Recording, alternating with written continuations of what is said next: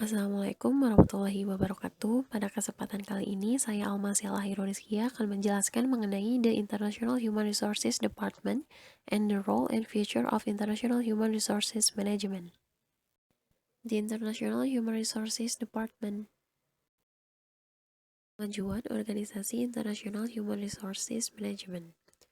Mencapai hasil yang diinginkan dari aktivitas bisnis global yang semakin kompleks menuntut multinational enterprise untuk lebih memperhatikan lebih dari sekedar pengembangan operasi internasional, penelitian dan pengembangan, tenaga penjualan, dan sistem akuntansi. Perhatian tingkat atas juga harus diberikan pada aspek kemanusiaan dari bisnis lintas batas, penggabungan tenaga kerja global dan budaya dalam akuisisi, usaha patungan, dan aliansi.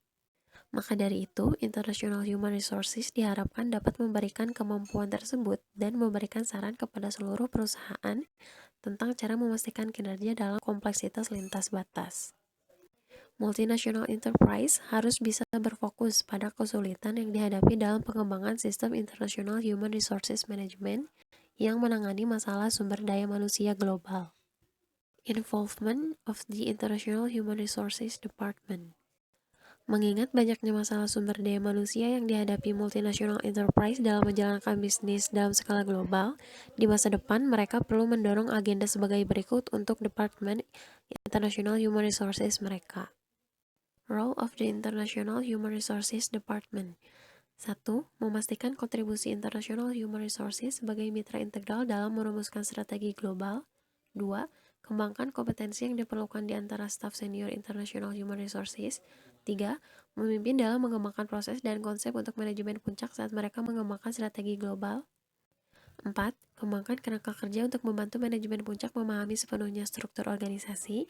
5. Memfasilitasi penerapan strategi global dengan mengidentifikasi keterampilan utama yang akan dibutuhkan manajemen dan karyawan.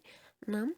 Distribusikan dan bagikan tanggung jawab untuk International Human Resources. Operation of the Department. International Human Resources Management akan dikaitkan dengan manajemen bisnis di tingkat strategis serta di tingkat operasional. International Human Resources Management akan bergeser dari yang utamanya, yakni aktivitas operasional, mengelola masalah seperti staf, pelatihan, dan kompensasi, menjadi lebih banyak peran strategis dalam manajemen perusahaan global. Operasi dari Departemen International Human Resources yang pertama adalah melatih departemen. Manajer International Human Resources individu perlu memiliki lebih banyak pengalaman bekerja dalam tim global itu sendiri dan lebih banyak pelatihan tentang cara membuat tim dapat bekerja sama secara efektif dalam lintas batas. Lalu yang kedua adalah menghubungkan departemen dengan bisnis dan strateginya. Dalam perusahaan global di masa depan, Departemen International Human Resources perlu lebih terkait dengan manajemen bisnis yang sebenarnya, yakni melalui pengembangan filosofi International Human Resources, kebijakan, dan program praktik serta proses yang sesuai dengan visi dan strategi perusahaan. The International Human Resources Department and the Role and Future of International Human Resources Management. Yang pertama ada mendemonstrasikan kontribusi Departemen International Human Resources, yakni menunjukkan bahwa hal-hal yang benar dilakukan dengan benar. Lalu yang kedua ada indikator menjadi kelas dunia. Pencantuman International Human Resources dalam masalah bisnis utama, termasuk formulasi dan implementasinya. International Human Resources dan masalah organisasi dipandang penting dalam implementasi strategi. Kemampuan International Human Resources Management untuk menangani peristiwa secara proaktif. Yang terakhir adalah layanan pendukung. Di Departemen SDM Domestik tipikal perusahaan besar, sejumlah aktivitas dilakukan umumnya mendukung tanggung jawab inti SDM. Ini termasuk sistem informasi SDM, perencanaan, analisis pekerjaan, dan penulisan deskripsi pekerjaan, hingga evaluasi pekerjaan. 4. Dari layanan dukungan yang memainkan peran penting dalam International Human Resources Management. Yang pertama ada penelitian International Human Resources, yang kedua ada sistem informasi International Human Resources, yang ketiga ada relokasi dan orientasi, dan yang keempat ada layanan administratif. Penelitian International Human Resources. Aktivitas pendukung utama di banyak perusahaan besar adalah riset human resources.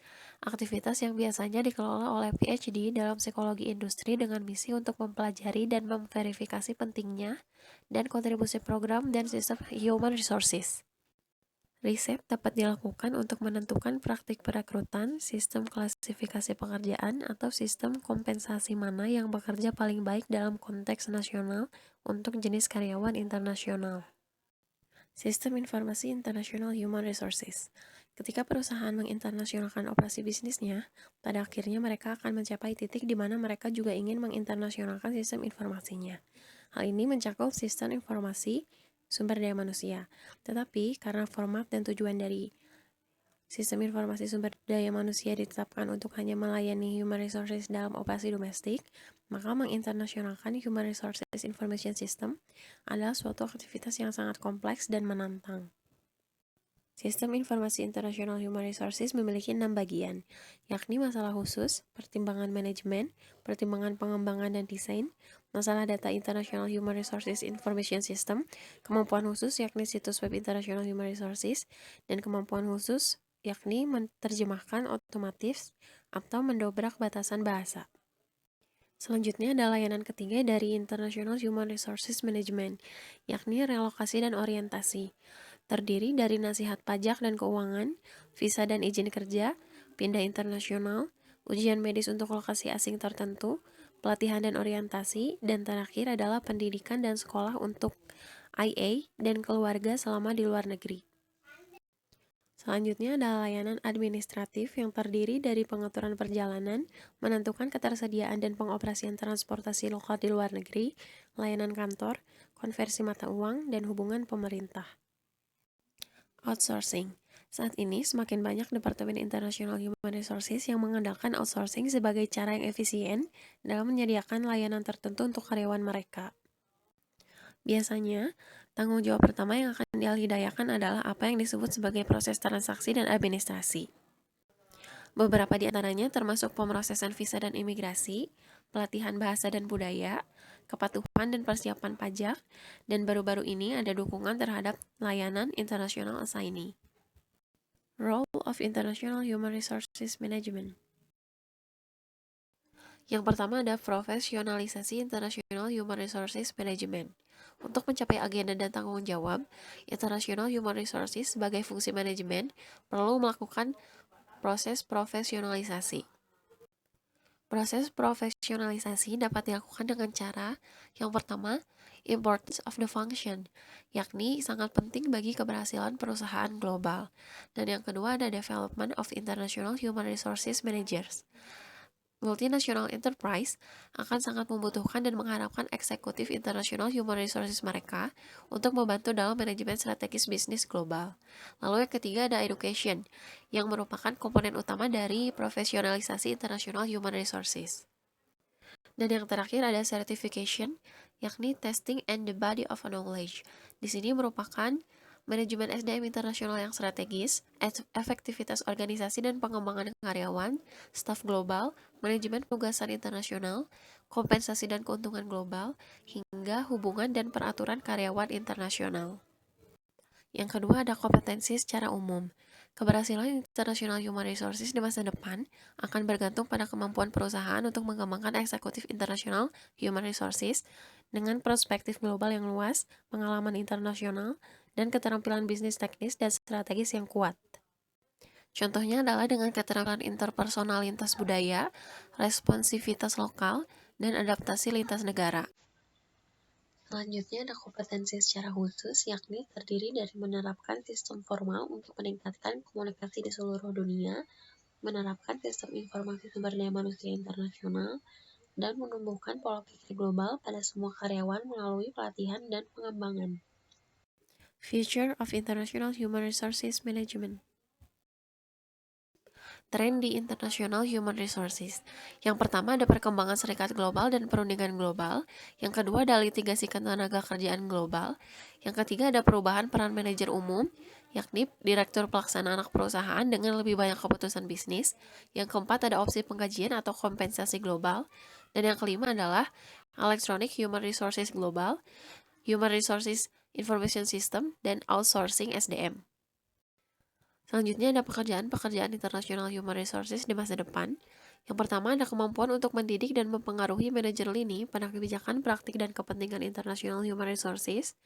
Lalu melek komputer dan teknologi, mampu mengantisipasi perubahan internal dan eksternal, menunjukkan kepemimpinan.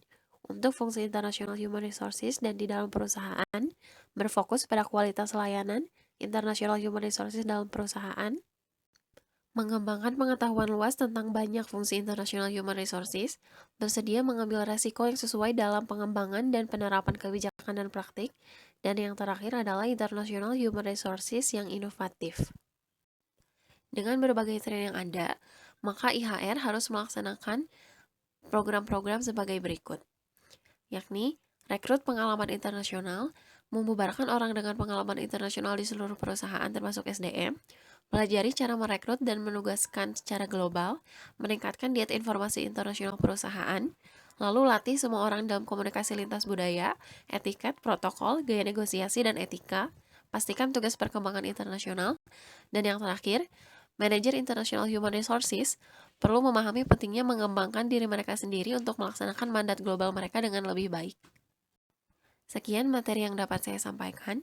Mohon maaf apabila banyak kesalahan. Wassalamualaikum warahmatullahi wabarakatuh.